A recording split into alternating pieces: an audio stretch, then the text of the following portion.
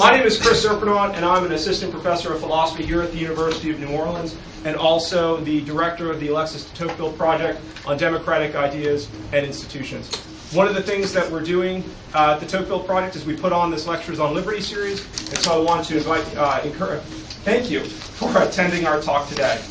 Today we're honored to be visited by Dr. Barry Schwartz, the Cartwright Professor of Social Theory and Social Action at Swarthmore College. Dr. Schwartz has published 6 books, numerous articles, and just told me that recently he appeared on the Colbert Report. So perhaps you saw him there as well. Today he's talking about a topic from one of his, not most recent book, but a relatively recent book on the tyranny of freedom. So please join me in welcoming Dr. Barry Schwartz. Thank you very much. You can all hear me? Is the mic working? We okay? All right. Good. So look, we're a nice, intimate group. I like to keep things sort of informal. So my preference is at any point in the course of my talk, you have either a question or a comment, you let me know, and I'll take them as I go instead of just waiting until the end. I mean, there'll also be time at the end for questions and comments, but there's no reason for you to sit on your hands and wait if something occurs to you. That's fine with me, and it should be fine with you. So I'm going to be talking about freedom and choice, and as you can tell from the title, we know that freedom is good and we know that choice is good, and the mistake that we have made as individuals and as a society is to think that it's only good. And I'm going to talk to you tonight about some of the dark side of all this freedom of choice. And to start us off, this is a passage from the book The Bell Jar, written by a famous poet, Sylvia Plath, almost 40 years ago. And she's describing her own, it's an autobiographical essay, and she's describing her own life. And here this is what she says. This is when she's graduating from college. From the tip of every branch, like a fat purple fig, a wonderful future beckoned and winked. One fig was a husband and a happy home and children. Another fig was a famous poet. Another fig was a brilliant professor. And another fig was Europe and Africa and South America. And another fig was an Olympic lady crew champion. And beyond and above these figs were many more figs I couldn't quite make out. I saw myself sitting in the crotch of this fig tree, starving to death, just because I couldn't make up my mind which of the figs I would choose. I wanted each and every one of them, but choosing one meant losing all the rest. And as I sat there, unable to decide, the figs began to wrinkle and go black, and one by one they plopped to the ground at my feet. So this was her description of what the life she thought she was facing as she was about to graduate from an extremely selective and prestigious college, and the whole world was open to her. She had to pull the trigger, but she didn't know what to aim at. And the result was paralysis, self-doubt. Her life, I should say, did not have a happy ending, although I don't think this is why necessarily, but she ended up committing suicide. So this is what I'm going to talk about. There is in the United States what I have come to think of as the official syllogism of Western democratic society, but especially in the United States. And it goes like this. If there's one thing we can't have too much of, it's freedom. The more freedom people have, the better off they are, the better off we are. We should take every opportunity as individuals to enhance our own freedom and the freedom of others. We should take every opportunity as a society to enhance the freedom of individuals. There can't be too much freedom. We just take it for granted that this is true. If it's true, the question then becomes, what does it mean to have freedom? What does it mean to have more freedom rather than less freedom? And the second part of the syllogism is, freedom is empty if you don't have choice. And so, if you think that more freedom is better than less, then you will think that more choice is better than less, because the more choice people have, the more freedom they have. More freedom means more well-being. More choice means more freedom. If these two statements are true, and we all believe that they are, then what follows? what follows is that the more choice people have, the better off they are. And as I say, I think we all take it for granted that this is an accurate description of what serves human well-being and of what kind of a society we want to try to nurture. And it has certainly been manifest in our everyday lives. So I took a trip to my local supermarket, which is not even a mega supermarket, it's just an ordinary supermarket, and I just counted instead of buying. And this is what I found. You must admit that we have a lot of choice when it comes to shopping in supermarkets. Why we need 275 cereals eludes me, but if you need them, you got them. This is a domain where we've always had choice, and now we just have more of it. So arguably, what this reflects is a mere quantitative change from our grandparents' days when they had 8 cereals to our days when we have 275. No big thing. But clearly, it points out how we have been moving in a direction that's consistent with that syllogism. We are better off than our grandparents because we get 275 cereals to choose from, and they only had 8 to choose from. That's the argument. There are other areas in life where there used to be no choice, where we now have significant choice. There's no one in here old enough to remember a time, when there was exactly one phone company, and there was exactly one phone, and you didn't even buy the phone, you rented it from the phone company. There was one plan. You only had one choice to make when it came to the telephone, and that was whether to use it. Everything else was written in stone. Those days, as you all know, are gone. These are the cell phones of the future. Well, they're not actually cell phones. The phones of the future. My favorite one is the middle one. It's a phone, an MP3 player, a nose hair trimmer, and a creme brulee torch. Now, I just want to say this cartoon, which I took from the New Yorker magazine, is maybe 10 years old. The iPhone hadn't come into existence. So this looks preposterous. It seems crazy to imagine that a device like a cell phone can do any of these things. And we now know that a cell phone can do absolutely everything there is to do. So it just shows you how hard it is to do satire. No sooner do you do satire than reality has caught up to it and surpassed it.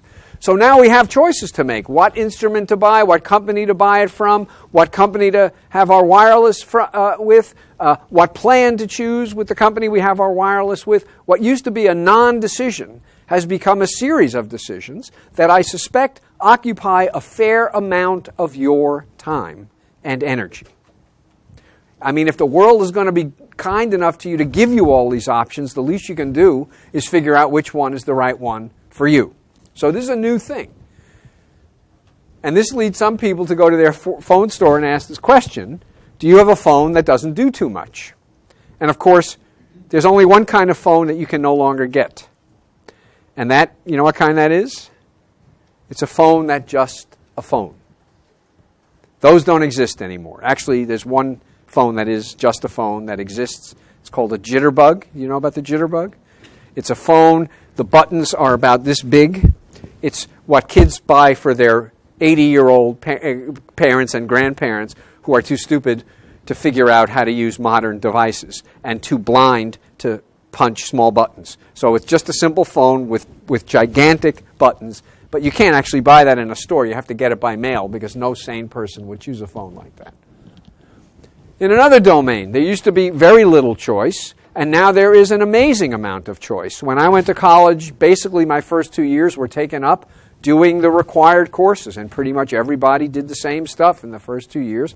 And then you get a chance to do a little bit of specializing, although even then, each department has this set of hurdles that you have to go through in pretty much rigid order. Those days on most college campuses are gone. Even if there is a, quote, liberal arts requirement, it is usually from a cafeteria menu that is so long that there's no reason on earth to think that any two students will have more than 1 or 2 courses in common. We are essentially catering to this desire to enhance your freedom by giving you the opportunity to create whatever college experience you want. And this, again, according to the syllogism, this is all good news. In healthcare, doctors don't tell patients what to do anymore. The official ethic of modern American medicine is what's called the ethic of patient autonomy. And what that says is that doctors lay out options, but patients decide. Doctors propose, patients dispose. So the doctor says we can do chemotherapy or we can do surgery. These are the benefits and risks of chemotherapy. These are the benefits and risks of surgery. What do you want to do? And you look at the doctor like the doctor's gone nuts. What do you mean, what do I want to do? What should I do? And the doctor says, I've told you all I can. These are the risks and benefits of one. These are the risks and benefits of the other. What do you want to do?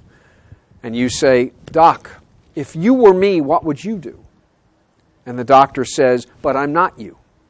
Doctors are supposed to force patients to make these decisions, even if patients don't want to, and mostly patients don't want to.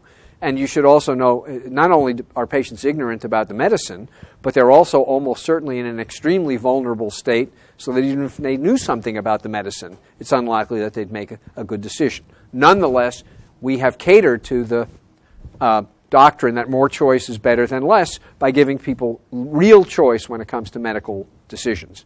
Medicare Part D, this is a gift to senior citizens from the federal government. It's now, I don't know, half a dozen years old. I lose track of the years, maybe more. So you get your prescription drugs paid for. You pay a modest monthly premium. And when this program went into effect, instead of having a plan or two plans or three plans for senior citizens to choose from, they turned it over to the private sector, and individual states offered seniors 50 plans, 60 plans, 70 plans, 80 plans to choose from. And the result was they couldn't get people to sign up. They couldn't get people to sign up for a gift from the government. Why? Because it was so hard to figure out which plan to choose. The reason that they encouraged the private sector to provide 50, 60, 70 plans is because they thought the more freedom of choice you give people, the better off you make them. They didn't do it to torture senior citizens. They thought they were doing senior citizens a favor. Same thing is true with retirement plans. There is no longer any such thing as a company pension, except in rare cases. Instead, you get your money put into a 401k of some kind, and you get to decide which mutual funds to allocate your retirement money to. And a lot of employers, again, doing their employees a favor, offer 50, 60, 100 different mutual fund opportunities. And you get to decide which one you're going to put your retirement, or ones you're going to put your retirement into. Finally, marital and family arrangements. Well, not quite finally, actually. There was a time, pretty much, I guess, throughout the United States, when people didn't ask themselves, should I get married? Because there was a default answer to that question, so that nobody had to ask it. The default answer was yes. They didn't ask themselves, when should I get married? Because there was a default answer to that too, as soon as possible.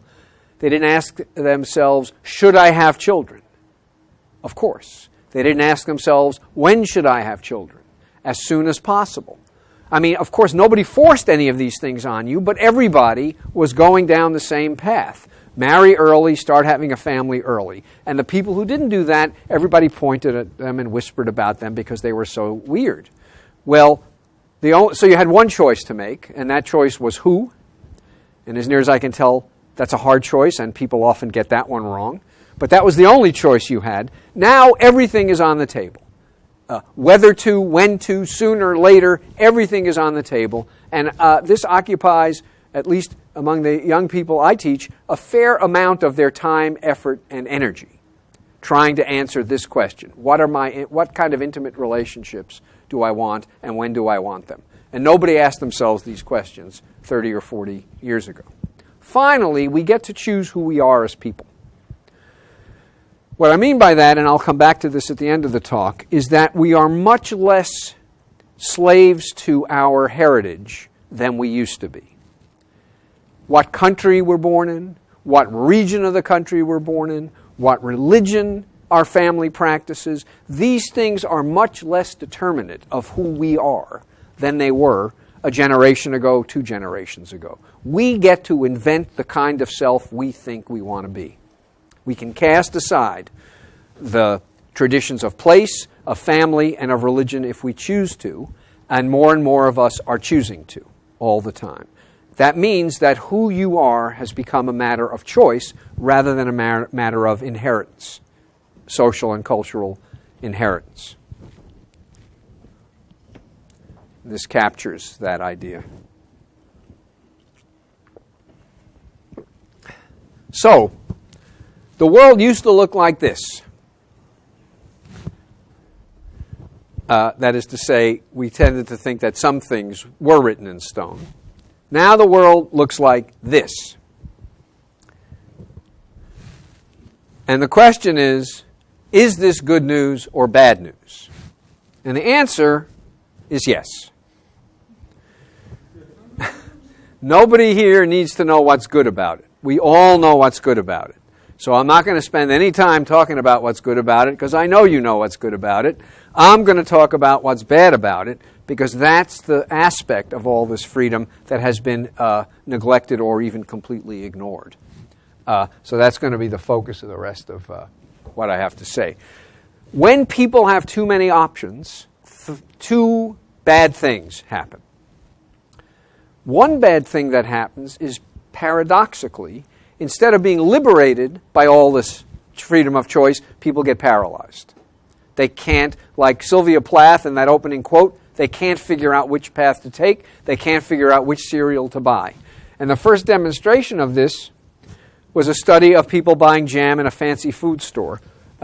This was in near Stanford University in Palo Alto, California. Very gourmet type stuff, expensive, and whenever they got a new product, they would put it out on display so people could sample the product. So they got this imported jam from England, and one day they did a study, and one day they put 30 different flavors of this jam out on a table. And you could come by and sample the jam, taste as many different flavors as you liked, and if you did, you got a coupon that would save you $1 on any jam you bought. A few days later, they put out a table with only 6 flavors of jam. Same jam, but 6 instead of 30. Once again, you taste it, you get a coupon that saves you $1 on any jam you decide to buy. And what they found is more people came to the table when there were 30 jams than when there were 6. But 1/10 as many people actually bought jam. 1/10 as many people actually bought jam. Why? Because they couldn't figure out, the ones who saw 30, they couldn't figure out which damn jam to buy. And so they bought peanut butter, or they bought nothing. Same thing happens with 401k investing. You look across different companies. This is not an experiment. This is a study of actual employees making 401k investment decisions. Different companies vary in how many mutual fund options they make available. Some companies make only a few available, some make a dozen available, some make 100 available. And the question in this study was, how does the number of mutual funds that are available influence the likelihood that you as an employee will participate in the 401k plan? Logic would suggest the more funds there are, the more likely people will sign up, because the more likely they'll find some fund that is just the kind of fund they want. What the finding is exactly the opposite. For every 10 mutual funds that the company makes available to employees, rate of participation goes down 2%. This is an incredibly important finding for practical reasons. Americans don't save. We dramatically undersave. This is a well-known problem. So if you are trying to do a little bit of social engineering as a corrective to this problem, you might think, well, since Americans don't save, what can we do to encourage them to save? I know. Let's give them lots of options. Then everybody will find some option that's got the right risk profile and invests in companies you like and so on. Everyone. There will be no excuse for not choosing some investment instrument to put your money into. This is designed to help the problem, solve the problem that Americans don't save. And of course, it has exactly the opposite effect. You take people who are already not inclined to save, and you make them even more disinclined to save. So these are examples of paralysis. I think you also see it, and this has become an issue of major concern across the country, in the woefully horrible college completion rates of young people in the United States, especially people going to junior colleges or relatively unselective four-year colleges. The college completion rate, 6-year college completion rate among such people is less than 20%.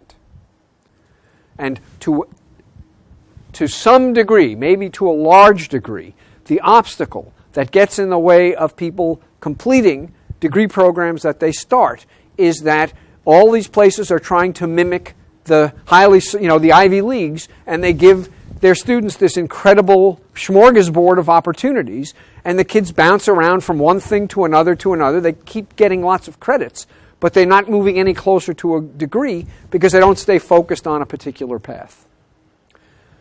You give them no structure, thinking more freedom is better than less. We're actually going to enrich students' lives in this way, and what you do is not enrich their lives, but completely confuse them and paralyze them. And the result is a lot of time, energy, and money spent getting nowhere. And it's very defeating to students to have this experience.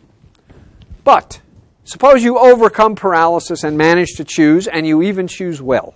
You make a good choice. The second thing that does you in, the second problem with too much choice, is that too much choice actually undermines satisfaction. You make a decision, and it's a good decision, but it doesn't feel like a good decision because you're thinking about all the alternatives you said no to. There are several different reasons why too much choice makes people miserable. The first is regret. You're trying to decide what to order in this restaurant, right? I'm going to eat out after this talk, no doubt be taken to a very nice restaurant in New Orleans. They don't have good food in Philadelphia, so this is like, I haven't had a good meal in almost a year, so I really care a lot. And I'm going to get taken to this restaurant. It's going to have 30 entrees, and I'm going to pick one. And it's going to be served to me, and it's going to be good. The salmon that I ordered, or the etouffee, what should I order? Something. Not salmon. All right. I'm going to have some expert guidance, but I'm going to order something, and it's going to be good. But I'm going to be thinking, it's just a little bit dry. Maybe the chicken would have been better. Or maybe the pasta would have been better. Or maybe the shrimp Creole would have been better. Any one of these things might have been better. And so any imperfection in what I choose will lead me to regret the choice because it's easy to imagine that some other option would have been better than the one I chose. If there are only 2 options available, that's much less likely to happen than if there are 10, 20, or 50 options available.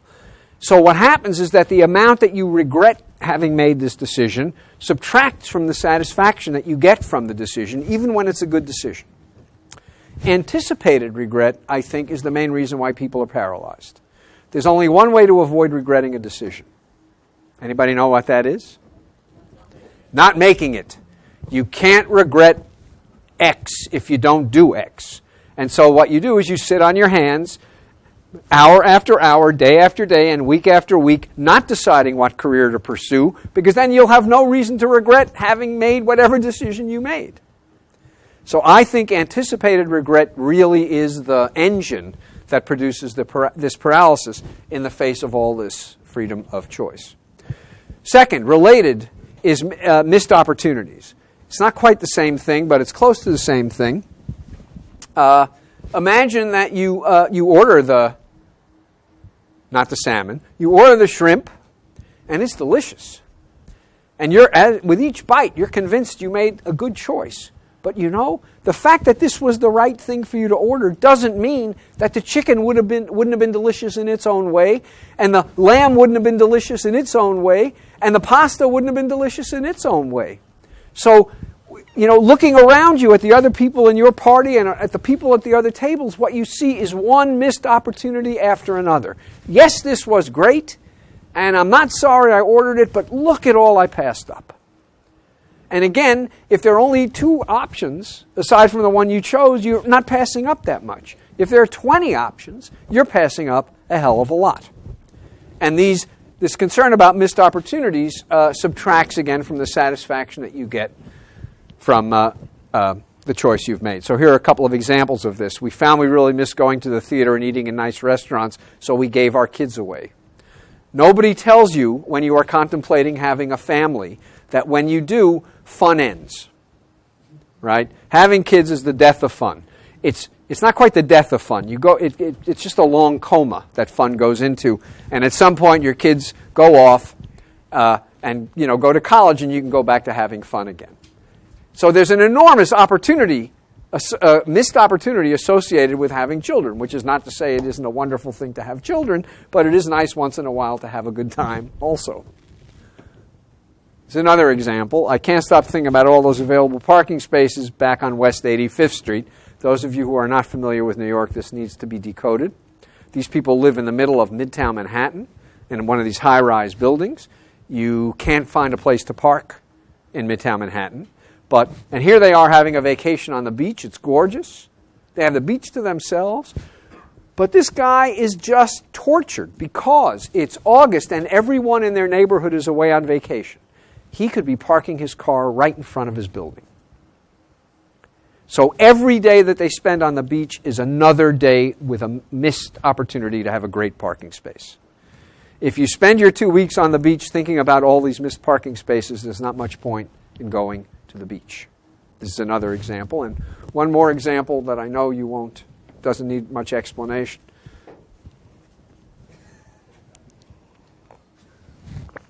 This one doesn't have a caption, I think because it's self-explanatory. The reason that I show this, aside from getting you to chuckle, is that everyone who's under the age of 35 believes that you can really do more than one thing at a time. You can't. You simply can't.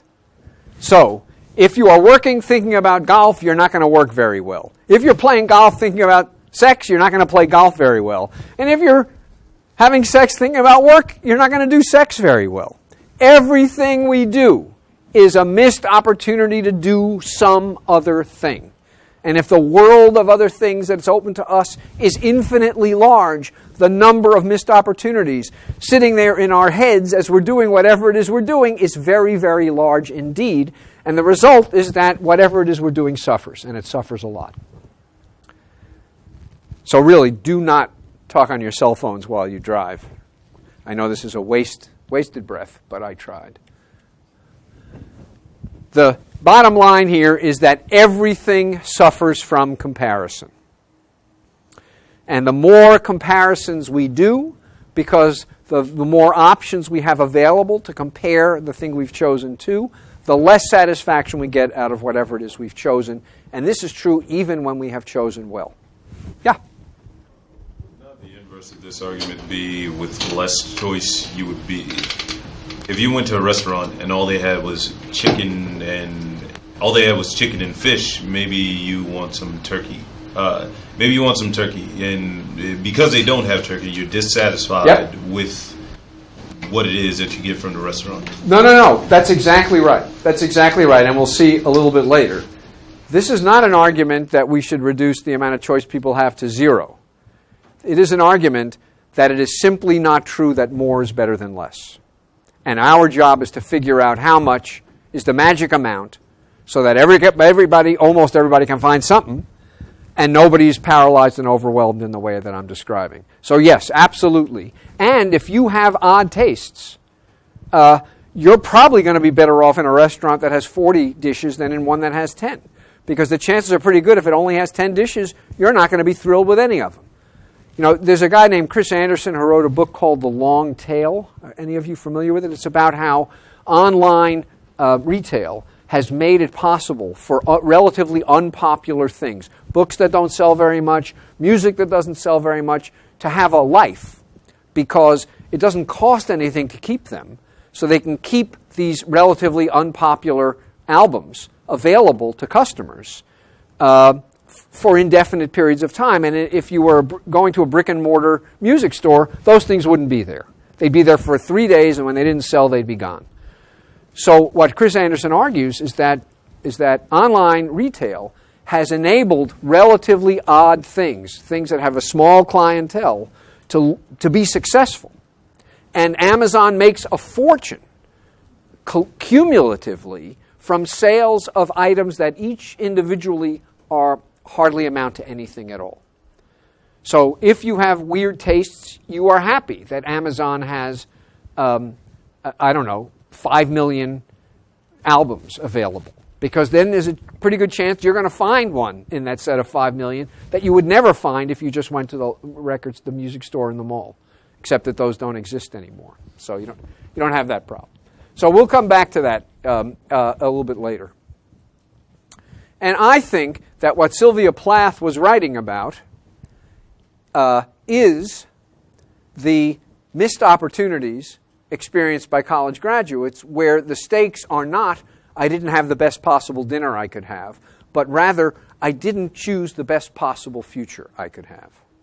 So when you're graduating from college and you're trying to decide what to do with your life, this is a much bigger decision than when you're trying to order off a restaurant menu. But the same problems arise.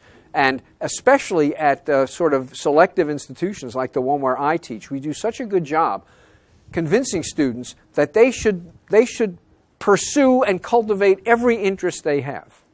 College is a time where you get to do everything. And they do. They take advantage of what we make available. But they know that when they graduate, they're going to have to decide which door to walk through, and then they're going to hear all these other doors slam shut, and they want to get this right. They want to make sure that the doors that are shutting are not doors that they should have gone through.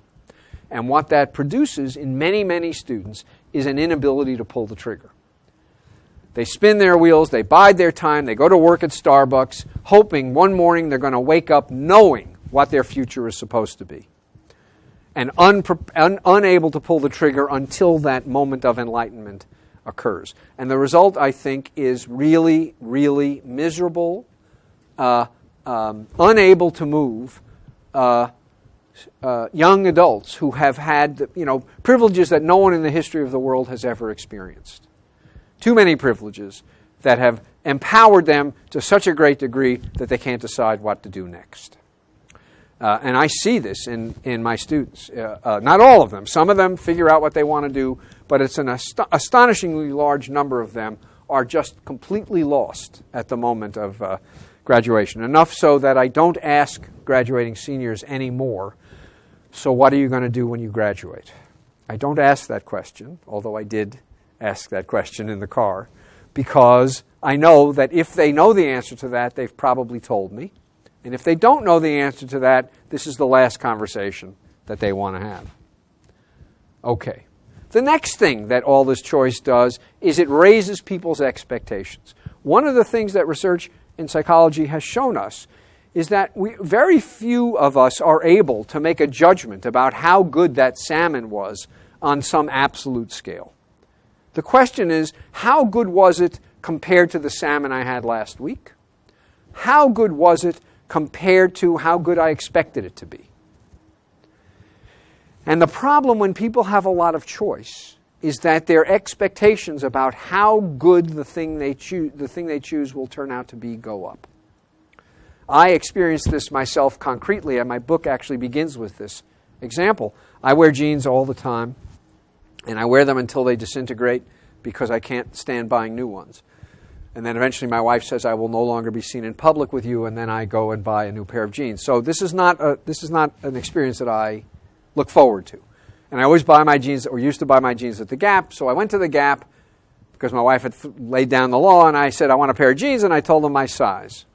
And the clerk said, do you want slim fit, easy fit, relaxed fit, button fly, zipper fly, stone washed, acid washed, boot cut, tapered? This is old days. No skin. They didn't make skinny jeans back then. So, my mouth dropped open, and I shook my head, and I said, I want the kind that used to be the only kind. But there were two problems. One, the clerk was about 12 years old and had no idea what that was. And two, as you can probably guess, they didn't make that kind anymore. And so I spent 40 minutes trying on all the different kinds of jeans they made. And I walked out, swear to God, with the best fitting jeans I had ever owned. I did better than I ever had before, which you would think is a triumph for that syllogism. The more choice people have, the better off they are. The more choice I had, the better off I was. Indeed, that was true, except that I felt worse than I had at any other jeans purchase that I'd ever made. I did better and I felt worse. And it took me 2 years and writing a whole book to figure out why. And the answer is this. When jeans only came in one style, my expectations about how well they would fit me were pretty low. I don't exactly have a model's body. So either they fit you well enough that you buy them, or they don't, and then you just go through life looking like a nerd. But no one expects perfection. When, however, jeans come in 30, 40, 50, 100 different styles, it's perfectly reasonable to think that one of them will be perfect. Yes? Not when there are 2, but when there are 100, why shouldn't one of them be perfect? So what I got was really good, but it wasn't perfect. The fact that there were so many options raised my expectations. And when I put the jeans on, when I evaluated them, what I was asking myself was, is this as good as I expected it to be? And the answer to that question was no. It was not as good as I expected it to be, and the result is that I felt disappointed. So here are some examples. This just shows you that marketers simply don't get this. It all looks so great, I can't wait to be disappointed. This, for the young people in the audience, this is what used to be called a travel agent. There used to be these stores that people would go to when they wanted to go someplace, and these people behind the counter would make their airline reservations for them and make their hotel reservations for them. This is actually how we did it before they had electricity in the olden days.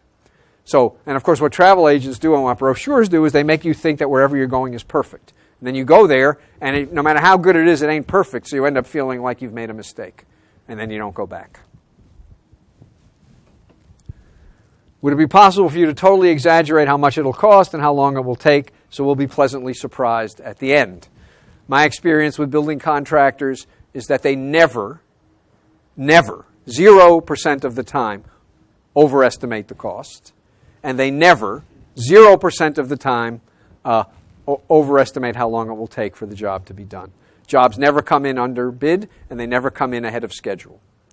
So that promises get made that can't be kept, and the result is that no matter how good a job your contractor has done, again, you feel disappointed because it wasn't as good as what you expected. Everything was better back when everything was worse. I don't want to romanticize the past too much, but I think that the real insight in this cartoon is the following. When things were worse, and arguably the last 5 years have been analogous to that in the lives of many of us, when things were worse, expectations were modest. No one expected perfection in life. When expectations are modest, it is possible once in a while to have experiences that exceed expectations. Now, when we are living in the midst of extreme affluence and infinite choice, expectations are so high, nothing can ever happen in your life that's better than you expect it to be. There's no longer any room in life for pleasant surprises. The best you can do is break even. The best you can do is have an experience that is as good as you expected it to be. Except, of course, for coming to this talk, which I assume will be better than you expected it to be. Okay, the final thing that does us in when we have all this choice is self-blame. If you buy a pair of jeans in a store that has 2 styles and they don't fit very well, whose fault is it? Is it your fault? It's the store's fault. What could you do? You know, there were the bad ones and the worst ones. What could you do? If you buy a pair of jeans that you're dissatisfied with in a store that has 200, whose fault is that? Now it's you. When the world gives you an infinite set of options to choose from, and you choose something that is disappointing, and you ask yourself, who's responsible, what went wrong, the answer you give is, I'm responsible, it was my fault. And there are enormous psychological consequences when people blame themselves for things, experiences that are disappointing in contrast to blaming circumstances. So we're creating a culture in which anytime anything doesn't go exactly as we expect it to, the conclusion we draw is that there's something deficient about us. And this is a critical ingredient, I think, in clinical depression. It's not the only, I don't want to become monomaniacal about this. This is not the only thing that induces people to experience clinical depression, but a significant component of clinical depression is experiences that do not go as we hope and expect, and for which we take personal responsibility. And I think in the world we live in, it's almost impossible to avoid taking personal responsibility for decisions that don't go as well as we had hoped. So this is the cafeteria of reasons why too much choice can undermine satisfaction, even when the choices are good choices. Okay, so you remember a half hour ago I said we all know that choice is good, and then I spent a half hour talking about how choice is bad. So how can choice be good and bad? Here's the way I have come to think about it. This may look like it's math, but it's not. It's actually art. So on the x-axis, number of choices. On the y-axis, subjective state. 0 means neutral. Minus means you're in a bad subjective state. Plus means you're in a good subjective state. So what this curve captures is what's called, by economists, diminishing marginal utility. When you have no choice, over here, life is infinitely bad. And it is. You start giving people options. Trivial ones like what clothes to buy, important ones like what careers to pursue. Life gets better and better and better and better. But it's a curve, it's not a straight line, which means that there are diminishing marginal benefits as you keep adding choices. 200 cereals is probably enough. Adding that next 75 just doesn't make your life very much better. The curve flattens out. Nonetheless, there's no question that choice is good. Good in the sense that it leads people to be more satisfied with their lives. The stuff I've been talking about, however, looks like that. When we only have a few choices, regret's not a big deal, paralysis is not a big deal, unrealistically high expectations are not a big deal, but as the number of choices increases and increases and increases, this negative, all these negatives grow, and the slope of this curve also grows. You with me? So this curve is meant to capture everything that I've been talking about. This curve is meant to capture what we already know about choice. So the question is, how does it feel to have any given amount of choice? And the answer to that question is derived by adding these two curves together. Take the algebraic sum of the good and the bad, and this is what you find. When you go from no choice to some choice, life really gets better, but a point is reached where the curve changes direction. The negatives start to outweigh the positives, and if you keep on adding options, the negatives outweigh the positives so much that you actually go into negative affective territory, negative emotional territory. So the task is to figure out how many choices get you over here. So this is the answer to your question about you don't want chicken and you don't want whatever you want turkey. How many choices for you in restaurants put you over here? How many choices for you in movies puts you over here? How many choices for me in cars puts me over there? The problem is that there's almost certainly no formulaic answer that can be applied to all people in all circumstances.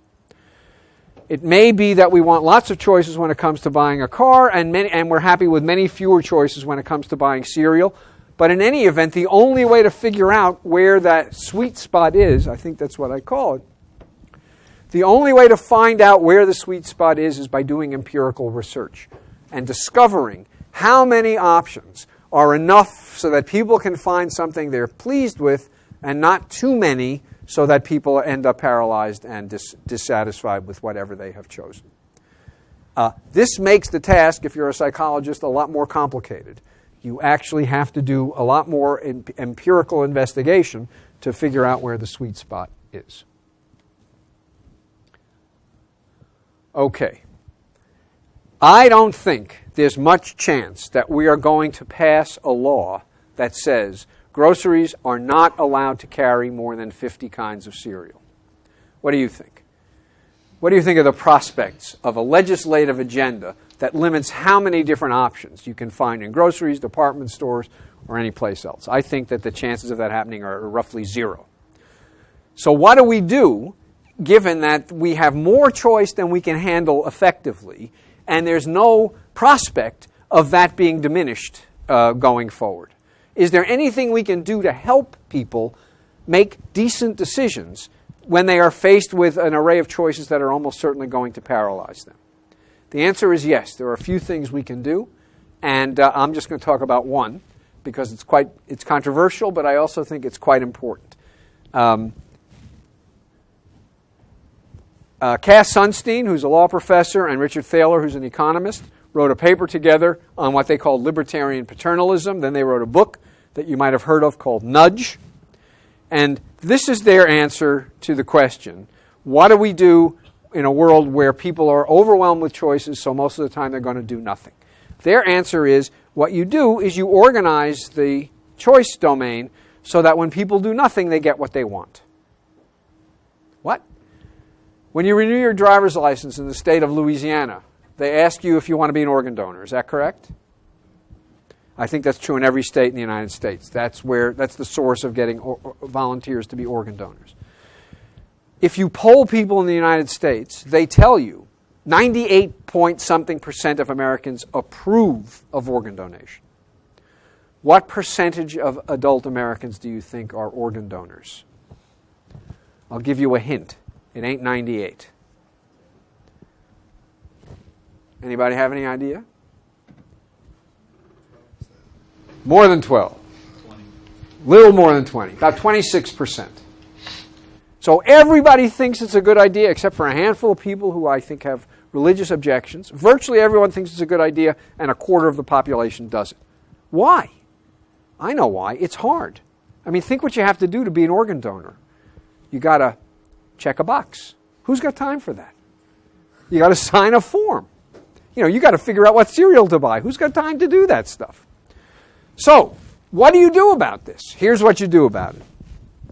Here's a graph of the percentage of people that are organ donors in various countries. Austria, Belgium, France, Hungary, Poland, Portugal, Sweden. Almost 100% in all the blue countries. Germany, UK, Netherlands, Denmark. They're even worse than the United States. What's the difference between the gold countries and the blue countries? Blue countries, people are nice. Gold countries, people are nasty. Blue countries, people are altruistic. Gold countries, people are selfish. What's the difference? The blue countries, they automatically do it, and you have to decide not to. In the blue countries, you are an organ donor unless you say no. In the gold countries, you are not an organ donor unless you say yes. At the moment in the United States, we're over here. If you flipped the organ donation procedure to an opt-out procedure, that is to say, your choice is not to be, if you do nothing, by default, you are an organ donor, then we would have 3 times as many organ donors as we do, just by changing a form. So this doesn't stop people from being paralyzed, right? It's not really that it's too hard to sign the form and check a box. It's that people are just overwhelmed, and they will, whenever they possibly can, do nothing. So what you want to do is organize what they call the choice architecture so that when people do nothing, they get what they want, to the extent that that's possible. Or they get what is in the best interests of the larger society. But at least they get what they want. Yeah? How do you distinguish that from just somebody calling that lazy? Well, maybe it is lazy. Call it lazy. I mean, maybe they're not overwhelmed. Maybe they're just lazy. But why not organize things so that when people are lazy, they end up getting what's in their best interest and what's in everybody else's best interest? Does it make any sense to punish people who are going to die in car accidents because this lazy person didn't check off to be an organ donor? And it takes no effort. Now, people don't like this. Some people don't like this because they think it's manipulative. You're kind of tricking people into being organ donors. Because if they do nothing, they're not even paying attention. They're thinking about their grocery list. They become organ donors. So it seems manipulative, whereas the way we do it, the gold way, doesn't seem manipulative.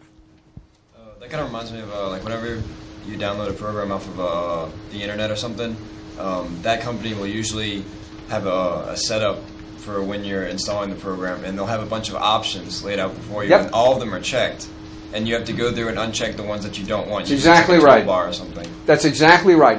When you download something from the internet, there's always a menu of stuff, and one of them invariably is, would you like to be notified of our special offers? And that is always checked. Why do you think they do that? Exactly. And they want to have permission to send you one annoying email after another from now until the day you die.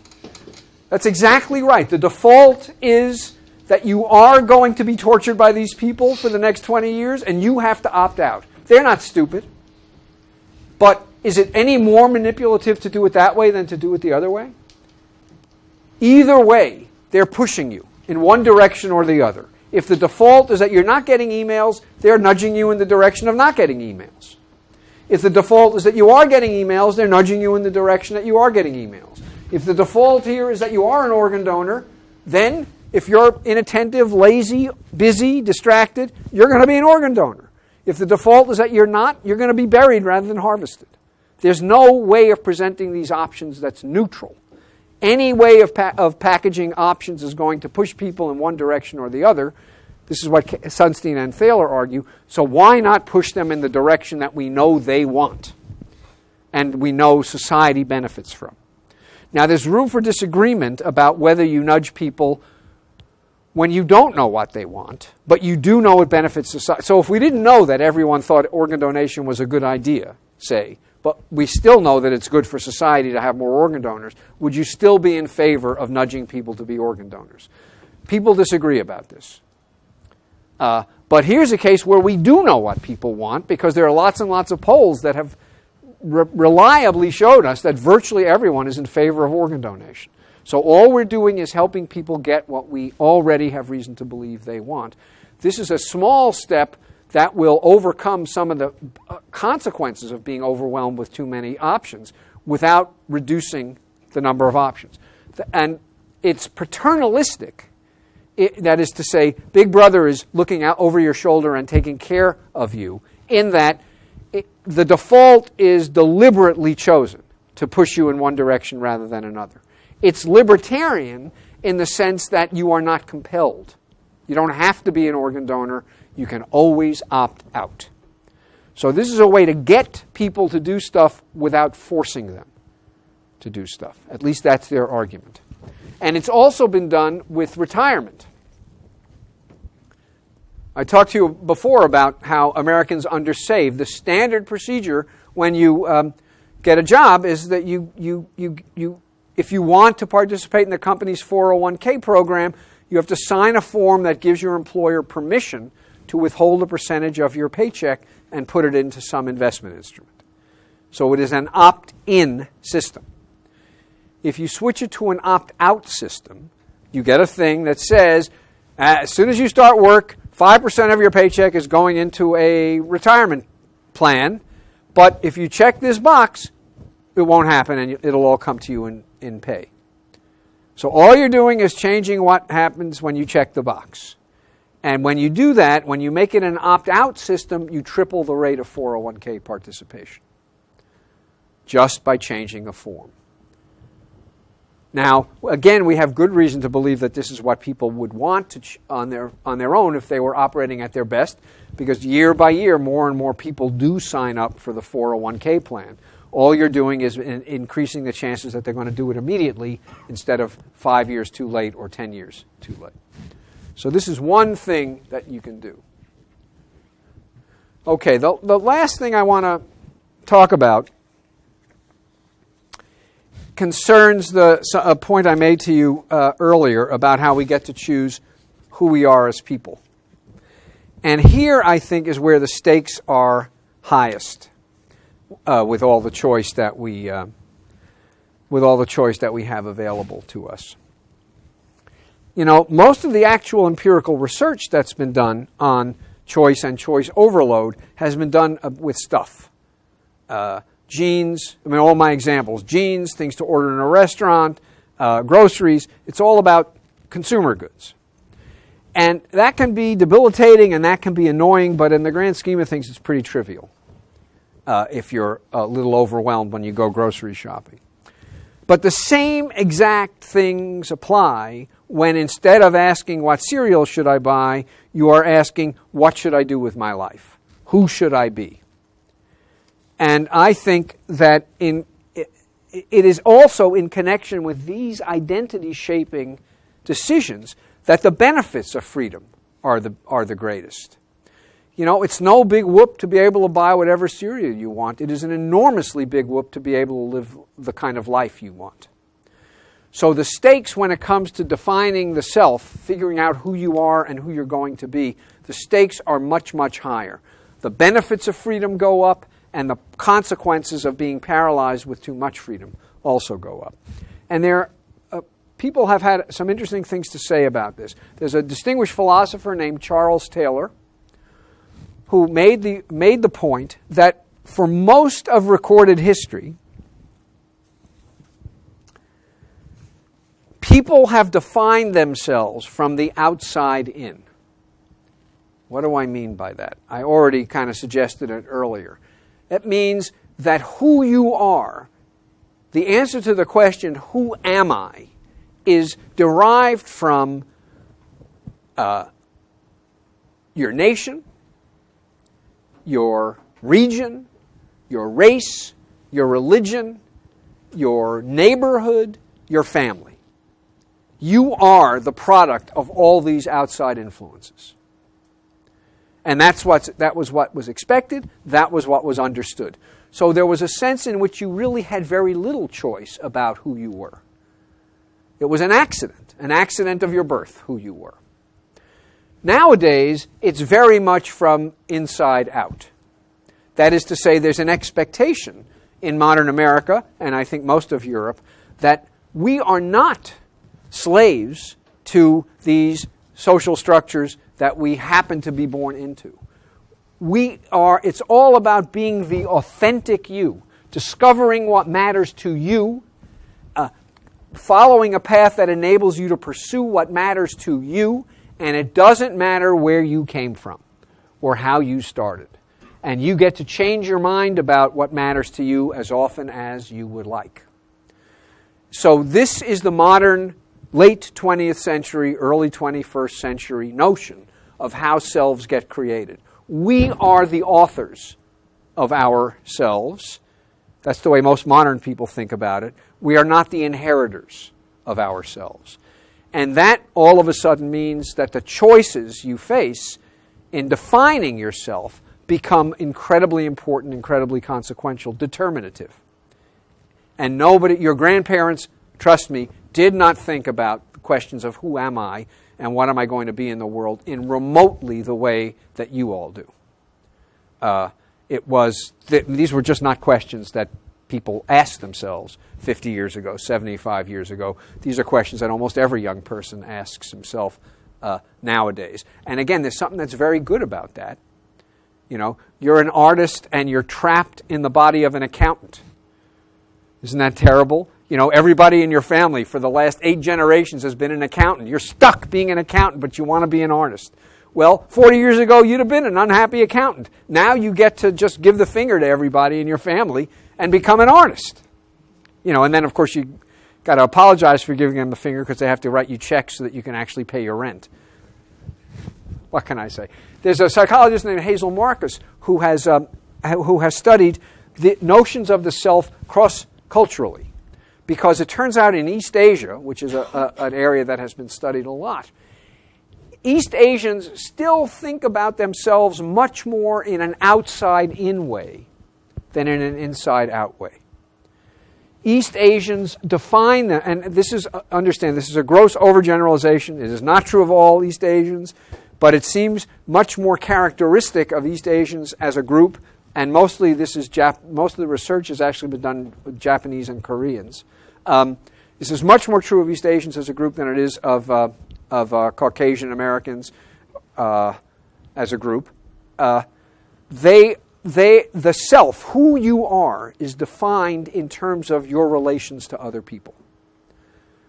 It's not to say that you are an independent entity, but you care about other people, because of course we all care about other people.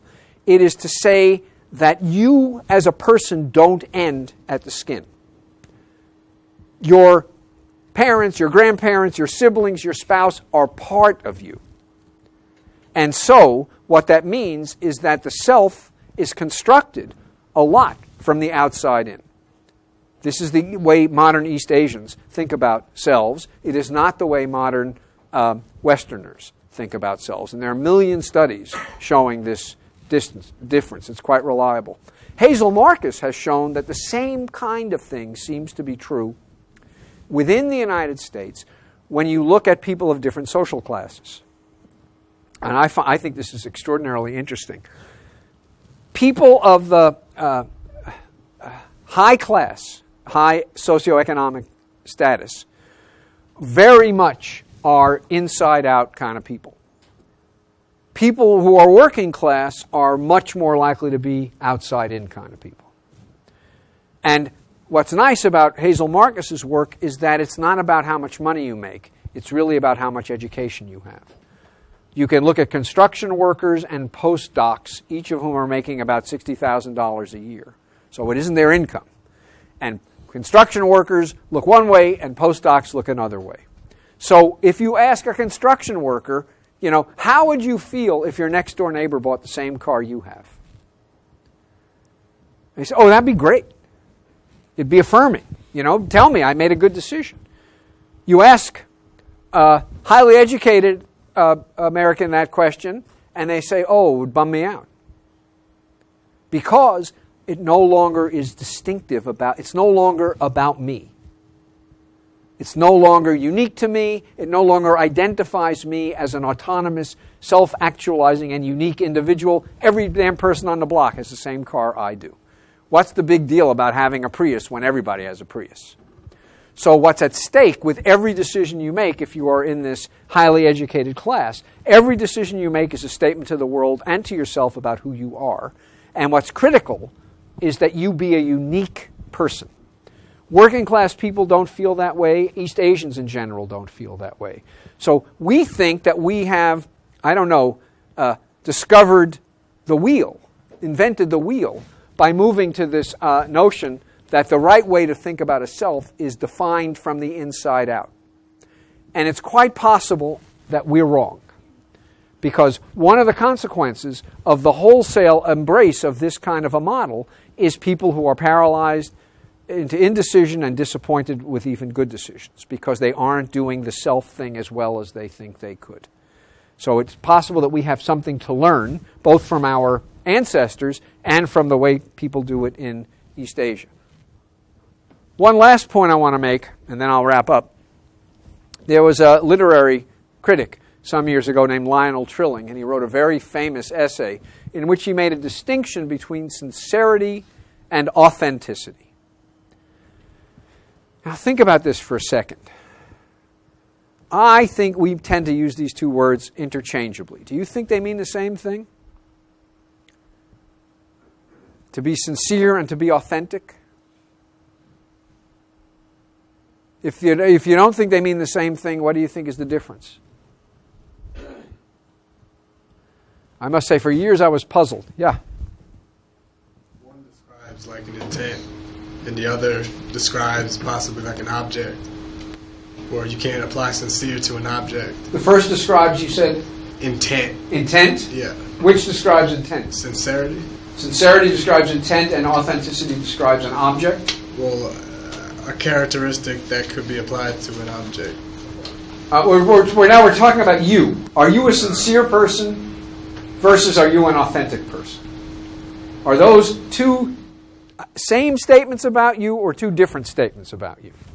Well, if you're talking about an actual person, then authenticness would seem to indicate that the person is being true to themselves, i.e., if I really like pie, I don't say I like cake. But if sincerity, on the other hand, might be the inverse of that, maybe you're not being fake, but you mean what it is that you're saying. So if you're saying I like cake, but you generally like pie, you're telling the truth, but you're just not. I think that's exactly what Trilling had in mind, and I think that it captures the distinction I'm trying to make. So people are sincere when they mean what they say. I like cake. I mean it. I'm not lying. I'm not trying to make you feel good. I mean it, mean it, mean it, mean it, mean it. 5 minutes from now, I might feel exactly the same way about pie. Everything I say, I mean when I say it. So sincere people are honest. Authentic people are true to who they are. Meaning, not only am I telling you the truth when I say I like cake, but that's a part of who I am. That's a part of my identity. You can be sincere and inauthentic. You mean it, but it ain't you. And you can imagine that in a world in which identities keep changing, when identities are fluid and when we are encouraged to keep changing our identities, depending on, Microsoft used to have this ad, where do you want to go today? The idea was that with Microsoft software, the whole world was available to you right through your laptop.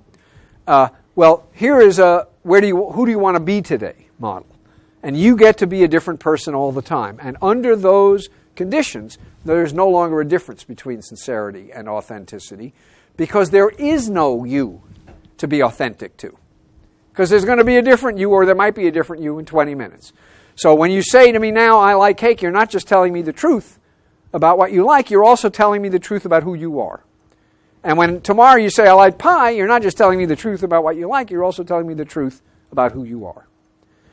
In a world where identities were not so fluid, this distinction made sense, and we all knew people who were completely sincere but changed their minds, by the hour, so we could say, yeah, they don't lie, but, I don't know who the real Jack is. Because they don't lie, but they keep on telling me a different story. So who's the real person there? I don't know. Well, nowadays, with fluid selves, you don't get to ask that question anymore.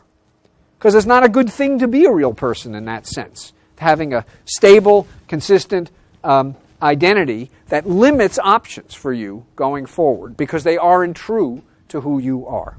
Okay, last point. The relation between having a lot of choice and happiness. The country Grandpa came from was a stinking hellhole of unspeakable poverty where everyone was always happy. So, just in case you care about what makes people happy, this turns out not to be true. People are not happy in stinking hellholes of unspeakable poverty. What is true, however, is that once you cross subsistence, additional income makes very little difference to how happy you are. It makes a huge difference below subsistence to above subsistence. And after that, yes, richer is happier, but only a little tiny bit happier. So it is not the case that the country Grandpa came from was a stinking hellhole of unspeakable poverty and everyone was always happy. What might well have been the case is that the country Grandpa came from, there weren't 500 different kinds of cell phones and 275 different kinds of cereal, and everyone was always happy. So the relation between choice and happiness is not as straightforward as psychologists for a half century have believed. What really makes people happy, the single most important determinant of well-being, is close relations to other people. That's what matters most. Second most important thing is work that is meaningful and engaging. Most important is close relations to other people. Family, friends, community organizations, that's what makes the difference between a satisfying life and an unsatisfying life. The thing I want you to notice about close relations to other people, they limit your options. If you have close relations to other people, you can't take any job in the world that opens up, because it's important for you to stay close to the people you're close to. And so all of a sudden, instead of having an infinite set of jobs to apply to and choose among, you're only going to be looking for jobs in the New Orleans metropolitan area. If you're involved in a romantic attachment, your choices about career are going to be influenced by your partner's choices about career. And all of a sudden, a large set of possibilities becomes a much smaller set of possibilities. And so being tied to other people means that you are constrained. Close relations constrain us. They don't liberate us. And I think that in the modern world, this is actually part of the benefit of close relations with other people. It is easier to make a decision when instead of choosing from an infinite set of possibilities, you are choosing from a finite set of possibilities that enables you to stay close to the people who love you and who you love. All of a sudden it becomes possible to make decisions that would otherwise have seemed completely impossible to make. So it's part of the benefit in the modern world. The constraint associated with close relations is part of what makes close relations so, I think, so good. So, last slide, last point. When I first saw this cartoon, parent fish talking to the baby fish, caption is, "You can be anything you want to be, no limits." And of course, you're supposed to look at this like a sophisticated person and go, no limits, give me a break. How myopic can you be? There's nothing going on in this fishbowl. No limits. This is an adult fish who suffers from poverty of imagination. You know, you have this temptation to just take a hammer and smash the fishbowl. So this little fish can really discover just how wonderful the world outside the fishbowl is. So that was my first impression when I saw the cartoon, and I thought it was cute. And then I kept looking at it, and I kept thinking about it, and I finally came to the conclusion, I don't know what the cartoonist intended, but I finally came to the conclusion that parent fish here knows something that the rest of the world could learn, and that is we all need a fishbowl. This is way too impoverished for a human. It may even be too impoverished for a fish. We all need a fishbowl. When you shatter the fishbowl and in that way liberate people, you create the kinds of problems of paralysis, indecision, and dissatisfaction that I spent the last hour talking to you about. The task that we face as a society, and this involves both policy matters, philosophical matters, and basic research in psychology, I think the task we face is to figure out what needs to be in this fishbowl so that people are enabled to live rich and meaningful lives without being so overwhelmed with lack of direction that they can never pull the trigger and never get satisfaction out of anything. What needs to be in the fishbowl and what not? What kinds of constraints are necessary for people to flourish? When do constraints become overbearing? And what happens to people when all constraints have been taken away? So that's your job, is to figure out and let me know what needs to get put into your fishbowl. Thank you very much.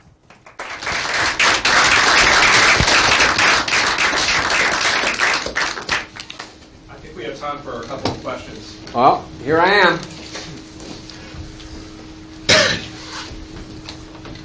Yeah. I totally agree with you about the consumers suffering from making a lot of choices. But at the same time, I believe the company who makes a lot of products and varieties also suffers from the social pressure. If I don't make those many product offerings, my competitors are going to do the same thing. So I'm forced to make more and more. Is there any way to resolve the supply side problem? So your point is that you make washing machines, and I mention this because I actually gave a talk at a GE conference some years ago, and a guy came up to me afterward, and it made exactly your point. So you make washing machines, you make General Electric, you make washing machines, and you've read my book, you've heard my talk, and starting next year, you're only going to make 2 kinds of washing machines instead of the 20 you used to make. So you make those 2 washing machines, and you send them to Walmart. Meanwhile, LG makes 20 kinds of washing machines. They didn't read my book, and they didn't hear my talk. So now the consumer comes into Walmart and sees 22 washing machines. 20 LG, 2 GE. What's going to happen to GE? They're going to get killed. What you know is you're looking at 22 washing machines. The odds are overwhelming that you're going to buy one that has LG on it and not one that has GE on it. So this is your point. In self-defense, because LG is going to make 20, GE has to make 20. I don't know how to solve this problem, except it looks like the leverage is with the retailer. if the retailer won't stock more than 4 washing machines from any manufacturer, there's not much point in making 20. But you're quite right that at the level of the producer, it's just an arms race. You're doing what your competition is doing, because if not, you'll get crowded out in the marketplace. So the discipline has to be imposed, I think, by the retailer. And there's not a whole lot of evidence that retailers are inclined to do that. There's also another complication, which I'm sure you're aware of, and that is lots of marketing involves what's called a war over real estate. This is especially true in supermarkets. Coke wants to control as many linear feet of shelf space as it can. And if the way to do that is by making Coke-ish products that are not Coke, every 6 inches of Coke-ish products are 6 inches that Pepsi doesn't have. And they don't even care if those things don't make money. The point is that it is a stealth attack on Pepsi. And Pepsi, of course, is trying to do the same thing. So they differentiate, because it's hard to convince the grocer to have like 22 rows of Coke. But it's not so hard to convince the grocer to have 8 rows of Coke and 8 rows of Coke Zero and Coke this and Coke that, So meanwhile, you're taking over the entire soda aisle just with different versions of Coke. So I think they may believe everything I say and still produce a million varieties because they have a different objective. But the interesting thing is, sometimes by accident, people reduce the variety for reasons that have nothing to do with anything I've talked about, and they have this incredible, surprising discovery. Staples, you have Staples down here? Yes? Office supply? They went out of business. Huh? They went out of business. You used to have them? They gave up on you? Or you gave up on them? Anyway, big office supply chain, and they used to have a print catalog. This is before the days when everyone bought everything online. So print catalog, 500 pages of all the stuff that Staples sells. And it wouldn't go to homes, it would go to offices. And it cost them a fortune to produce this catalog, and it cost them a fortune to mail it. And they decided that they would cut it down just to save money on production and postage. So they eliminated options in many of their product categories. The assumption was that when we eliminate options, we will lose sales, because there's bound to be somebody who bought those things that are no longer in the catalog. The hope was what they saved in producing the catalog would more than compensate for the sales that they lost. With me? What did they find? In every single category where they reduced options, sales went up. They ended up not losing sales, but gaining sales, because they were not torturing their customers to quite the same degree by reducing the number of options. So that's not why they did it, but they at least, and they didn't understand why it happened. And then somebody, read my book or heard about it and said, that must be why that happened. So I think there are these occasional accidental discoveries, and when you have enough leverage in a domain, you can maybe influence the way the market evolves. But you're certainly right that a lot of the time people do this in self-defense, torturing folks. Well, thank you. We done? Thank you all for coming. Thank you very much.